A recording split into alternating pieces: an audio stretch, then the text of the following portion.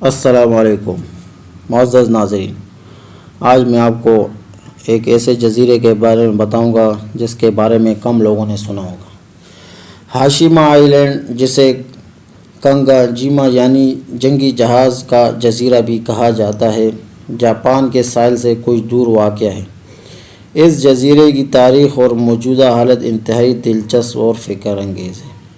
ہاشیما جزیرہ جاپان کے نگراں صوبہ ناگاساکی کے قریب واقع ہے۔ یہ جزیرہ 1810 میں پہلی بار دریافت کیا گیا اور 1887 میں متسوئی کمپنی نے یہاں کوئلے کی کانیں کھولیں۔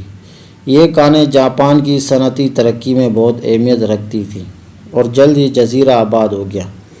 1916 میں یہاں دنیا کی پہلی بڑی کنکریٹ کی عمارت بنائی گئی تاکہ کوئلے کی کان کنی کے مزدوروں کو سمندری طوفانوں سے محفوظ رکھا جا سکے۔ ہاشیما جزیرہ اپنے عروج پر دنیا کی سب سے زیادہ گنجان آبادی والی جگہوں میں سے ایک تھا۔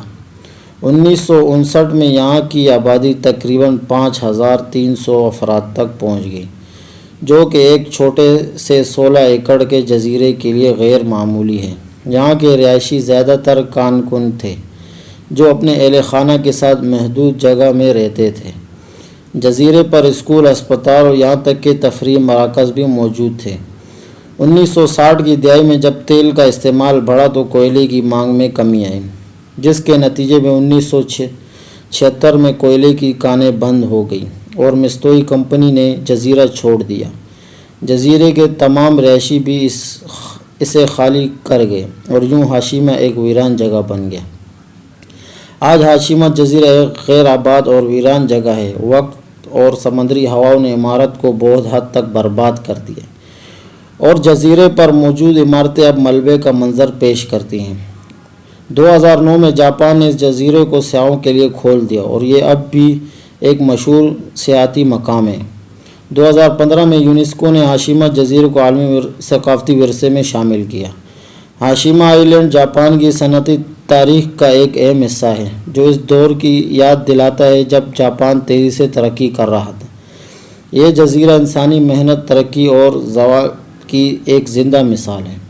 اس کی موجودہ حالت اور تاریخی پس منظر نے اس تاریخ دانوں اور سیاحوں اور فوٹوگرافروں کے لیے ایک دلکش مقام بنا دیا۔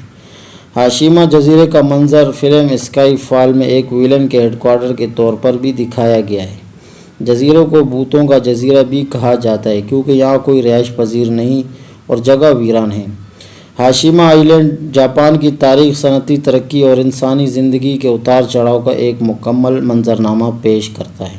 اسی کے ساتھ آج کی ہماری ویڈیو مکمل ہوئی۔ مزید ویڈیو کو دیکھنے کے لیے ہمارے چینل